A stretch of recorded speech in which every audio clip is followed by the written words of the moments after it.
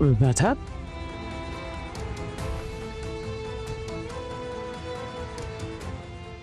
શું થયું? મને માફ કરી દે. તું માફી કેમ માંગે છે? મેં તારા પર કારણ વગર ગુસ્સો કર્યો. મને પણ નથી સમજાતું કે મારા મગજમાં શું ચાલી રહ્યું છે, એટલે મારાથી તને આવું બોલાઈ ગયું. ઇટ્સ ઓકે રાધા, થાય. હું જાણું છું, અમુક માણસો એવા હોય છે જે વિચાર્યા કરે ને એમને ઊંઘ ના આવે. તું પણ પ્લીઝ બહુ વિચારતો નહીં અને શાંતિથી સૂઈ જજે. સારું, અને તું પણ શાંતિથી સૂઈ જા. ચાલ.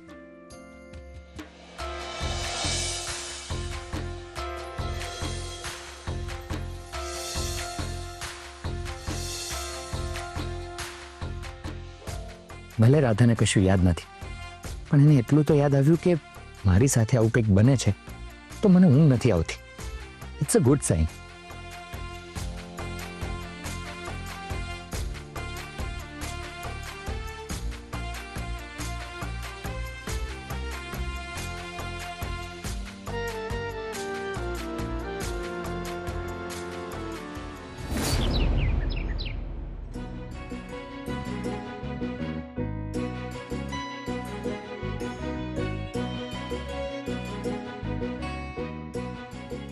અરે વાહ, આટલી વહેલી સવારમાં તૈયાર થઈને ક્યાં જાય છે?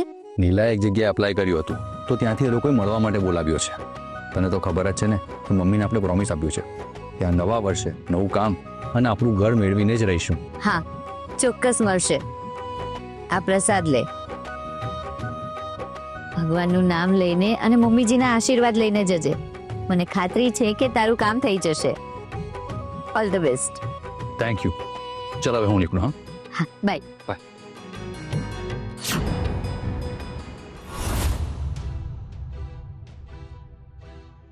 Good morning mummy.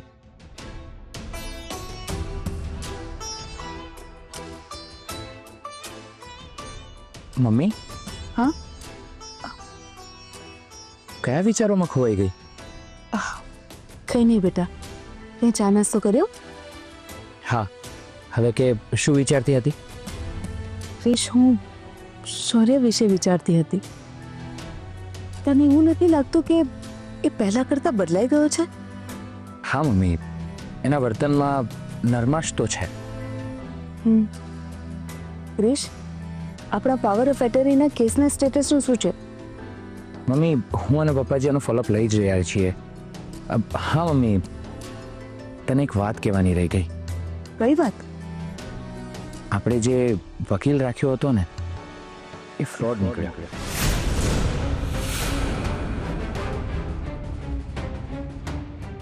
શું? હા, તું શું કહે છે ક્રિશ? અરે આપણે તો એમને એડવાન્સ રૂપિયા આપ્યા હતા. હા મમ્મી, પણ એણે આપણી સાથે ચીટિંગ કર્યું. ઓહ ગોડ, આ બધું આપણી સાથે જ કેમ થાય છે ક્રિશ? હવે શું થશે? મમ્મી, પપ્પાજીનો જે ઓળખીતા જજ છે ને, એમણે ગઈકાલે એક વકીલને મોકલ્યો હતો. એને બધા ડોક્યુમેન્ટ્સ આપી દીધા છે. એ આજે અપીલ કરી દેશે. પણ ક્રિશ, આપણે એમને પૈસા ક્યાંથી આપીશું? ડોન્ટ વરી મમ્મી, એ જે જજ સાહેબ છે ને, એ વકીલ એમનો જ આસિસ્ટન્ટ છે. તો એમણે કહ્યું કે જ્યારે તમારો કેસ સોલ્વ થઈ જાય ત્યારે તમને જે યોગ્ય લાગે એ આપજો. Really? So nice of him. Mummy, હા બેટા, આવ. અરે શું વાત છે? મમ્મી, હું એક ઇન્ટરવ્યૂ આપવા જાઉં છું. બેટા, મારા આશીર્વાદ હંમેશા તમારા બધા સાથે છે. અને પાછા ફરતી વખતે હું શ્રેયાને પણ મળતો આવીશ. ઠીક છે. અને હા, અમારા બધાને એને યાદ આપજે.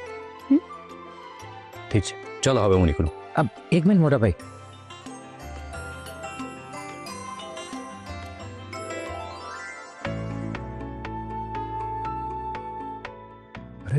આની શું જરૂર હતી? અરે મોટા ભાઈ, રાખો, કામ લાગશે. અને હા, રિક્ષામાં જજો. All the best. Thank you. ચલો હવે હું નીકળું. ક્રિશ, ઘરના મોટા દીકરાની જવાબદારી બધી જ તો નિભાવી રહ્યો છે. એમાં શું મમ્મી, આ તો મારું કર્તવ્ય છે. આઈ એમ સો પ્રાઉડ ઓફ યુ બેટા. મમ્મી, હું પપ્પાજીને મળીને વકીલ સાહેબ સાથે વાત કરી લઉં. ઠીક છે.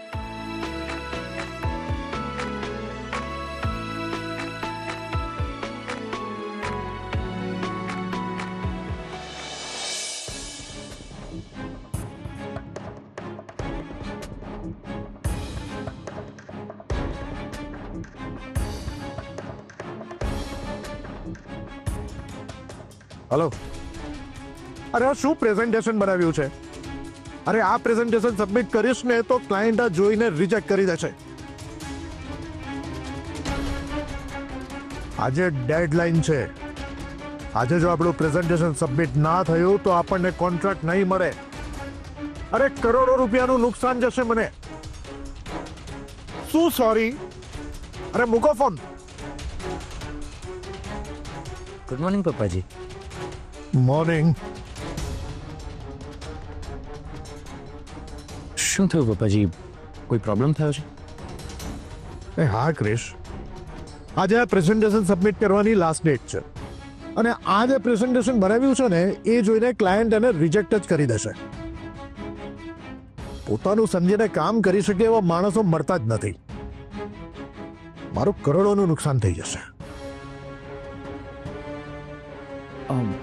પપ્પાજી, ઇફ યુ ડોન્ટ માઇન્ડ, હું એકવાર જોઈ શકું?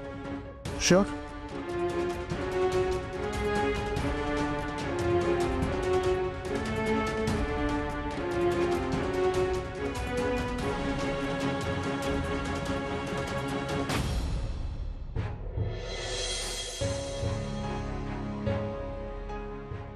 જુઓ પપ્પાજી, આવું ચાલશે?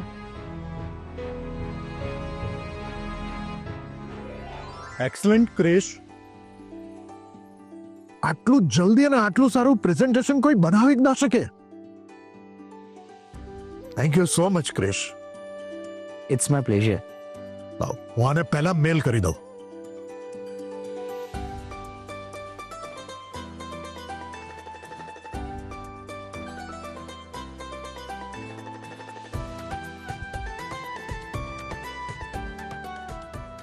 થઈ ગયું. ઉફ, બહુ મોટું ટેન્શન ગયું.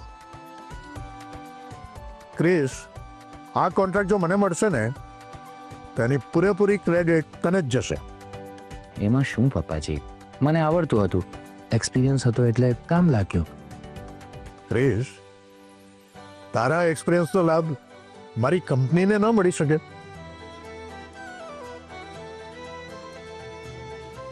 હું કંઈ સમજો નહીં. આઈ મીન, તું જો મારી કંપનીનું કામ સંભાળી લે તો આઈ બી મોર હેપી. પપ્પાજી, તમે ખુશ થશો તો મને ગમશે, પણ આવું કરી હું મમ્મીને દુઃખી નથી કરવા માંગતો. સ્વાભિમાન. આ લોકોના સ્વાભિમાન સામે તો ભગવાન પણ હારી જાય. તો પછી મારી શું વિસાત?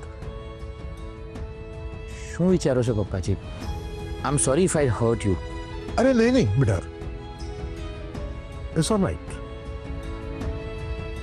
તે આટલું કર્યું ને એ મારા માટે પૂરતું છે. પપ્પાજી, અત્યાર સુધી તો કોર્ટ ખુલી ગઈ હશે નહીં? અરે હા, આપણા વકીલે આપણી અપીલ પણ સબમિટ કરી દીધી હશે. ઇફ યુ ડોન્ટ માઇન્ડ, તમે એકવાર એમને પૂછી લેશો? ઓફકોર્સ. સારું થયું તે મને યાદ કરાવ્યું.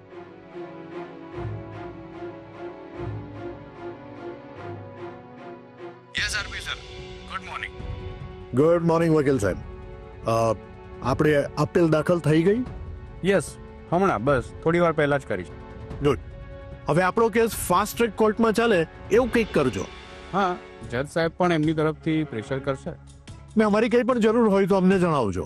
યસ, હવે કોર્ટની તારીખની વાર છે. એકાદ બે તારીખોમાં જ આપણી ફેવરમાં રિઝલ્ટ લાવી દઈશું. પણ એવું થાય તો બહુ સારું. Anyway, thank you once again sir. વકીલ સાહેબ આટલા કોન્ફિડન્સથી કહે છે, સારી વાત છે. મને પણ એવું લાગે છે કે બહુ જલ્દી આ કેસનો નિકાલ થઈ જશે. એવું થાય તો સારું. નાઉ ઇટ્સ હાઈ ટાઈમ.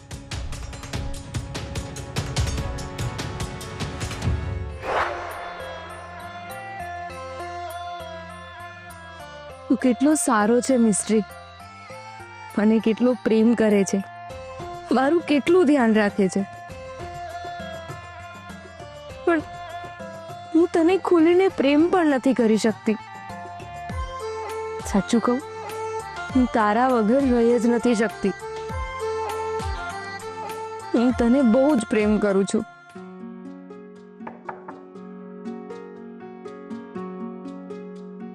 હું અંદર આવી શકું? હા, આવો ને.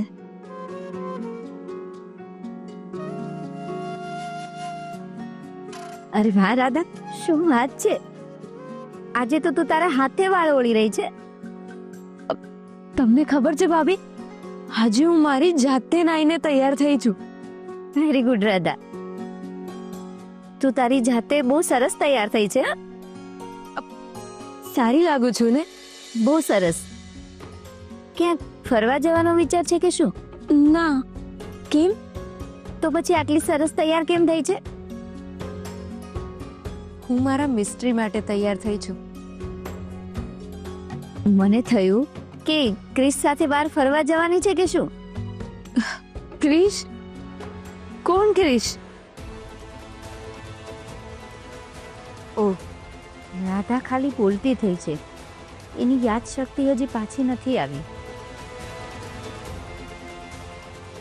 શું વિચારો છો ભાભી?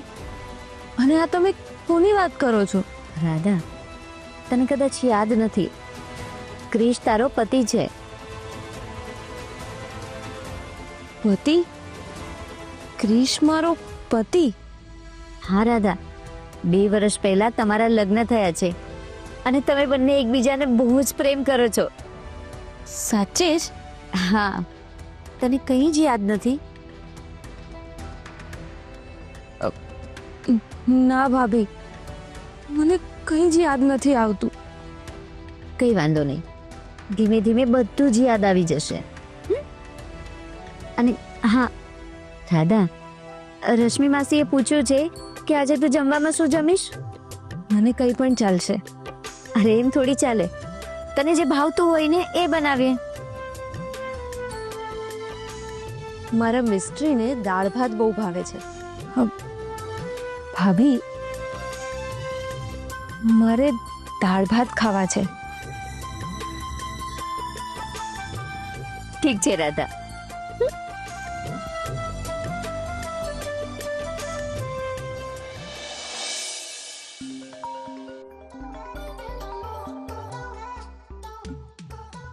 શું વાત છે ને કઈ, સવારમાં ફોન કરવાનો ટાઈમ મળી ગયો ને. આજે ઘણા દિવસ પછી ગઈકાલે મને શાંતિથી ઊંઘ આવી. અરે વાહ, એવું તો શું થયું? અરે ગઈકાલે ક્રિશ રાધાને દૂધ પીવડાવવા ગયો તો રાધાએ ના પાડી દીધી. પણ જ્યારે મેં રાધાને કીધું ને તો રાધા તરત જ તૈયાર થઈ ગઈ.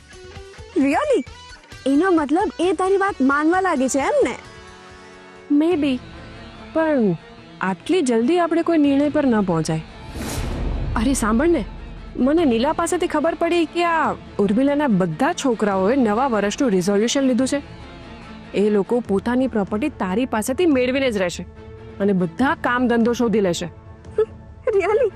રિઝોલ્યુશન? ફિયા, આખી દુનિયામાં કેટલાય લોકો નવા વર્ષે રિઝોલ્યુશન લેતા હોય છે. પૂરું કેટલા કરે છે? જે લોકો આજ સુધી કંઈ નથી કરી શક્યા એ લોકો નવા વર્ષે શું કરી લેવાના? હા, આપણે આપણા દુશ્મનને અંડર એસ્ટિમેટ ન કરવો જોઈએ. અને તને ખબર છે, આ હર્ષ કોઈ જગ્યાએ ઇન્ટરવ્યુ આપવા માટે ગયો છે. એમ? તો ખાલી જાણી લે ક્યાં ગયો છે. એને નોકરી ના મળે ને એની જવાબદારી મારી. ના કિયારા, આ વખતે સેમ ગેમ પ્લાન નથી વાપરવો. આપણે સ્ટ્રેટજી ચેન્જ કરીએ. એટલે આપણો ઉદ્દેશ્ય શું છે? ઉર્મિલા અને આરપીનો પરિવાર હેરાન થાય, ઉર્મિલાનો પરિવાર પાઈ માટે તરસે. કરેક્ટ. હવે તું મને એક વાત કે તું આખો મહિનો દિવસ રાત કામ કરે, વધારે પૈસા કમાવા માટે તું ઓવરટાઈમ કરે, અને તારો બોસ તને પગાર જ ન આપે તો? ઓહ યસ, આવું તો મેં વિચાર્યું જ નહીં. યસ, હર્ષને આખો મહિનો કામ કરવા દે. નવી નોકરી મળી છે એની ખુશીઓ એના પરિવારને મનાવવા દે. પણ જ્યારે મહિનો પૂરો થશે ત્યારે અરે કિયારા, તારી વકીલ સાથે વાત થઈ ગઈ છે ને? ત્યાં કેવું ના થાય કે એ લોકોને સ્ટે મળી જાય. ડોન્ટ વરી ફિયા, બસ થોડો સમય રાહ જો, ગુડ ન્યૂઝ આવતા જ હશે. એટલે જસ્ટ વેઇટ એન્ડ વોચ.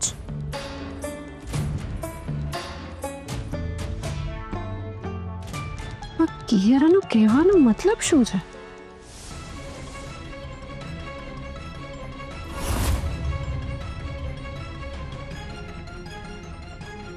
ભાભી, તમને એક વાત કહેવાની રહી ગઈ. ગઈકાલે રાત્રે જ્યારે મીતાફોઈ તમને બહાર લઈ ગયા હતા ને, ત્યારે એ કિયારાને મળવા ગયા હતા. આટલી મોડી રાતે કિયારાને મળવા કેમ ગયા હશે? એવું તો કયું અર્જન્ટ કામ આવી ગયું? હું પણ એ જ વિચારું છું ભાભી. ભાભી, એકવાર જ્યારે એ ફોન પર વાત કરી રહ્યા હતા ને, ત્યારે મને રશ્મિ માસીએ એમને બોલાવવા મોકલ્યા હતા. તો એ મને જોઈને ચોંકી ગયા હતા અને મને લાગે છે ચોક્કસ કિયારા સાથે જ વાત કરતા હશે. પણ એક વાત સમજાતી નથી, આટલી મોડી રાત્રે અર્જન્ટલી મળવાનું કારણ શું હોઈ શકે? જોકે એ સવારે મળી શકતા હતા, તો પછી એટલી મોડી રાત્રે જ કેમ? શૌર્યભાઈ, તમારી શંકા 100% સાચી જ છે.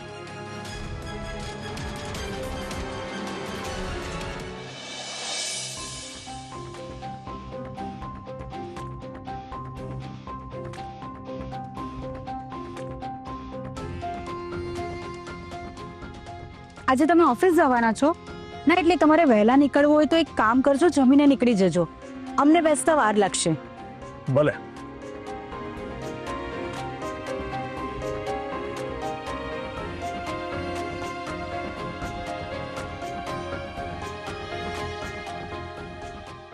શું થયું? શેનો આટલો બધો વિચાર કરો છો? ઓફિસમાં બધું ઠીક છે ને? ના રશ્મિ, આજે મારે એક અર્જન્ટ પ્રેઝન્ટેશન આપવાનું હતું, પણ ઓફિસના માણસોએ બરાબર બનાવ્યું જ નહીં. હે ભગવાન! તો પછી હવે? તું ટેન્શન નહીં લે. પછી ક્રિશે એ પ્રેઝન્ટેશન બરાબર બનાવી દીધું. અરે વાહ, સાચે હા, આપણા માણસોનો આ જ ફાયદો હોય છે. યસ રશ્મિ, હું એવું ઈચ્છું છું કે ક્રિશ આપણો બિઝનેસ સંભાળી લે.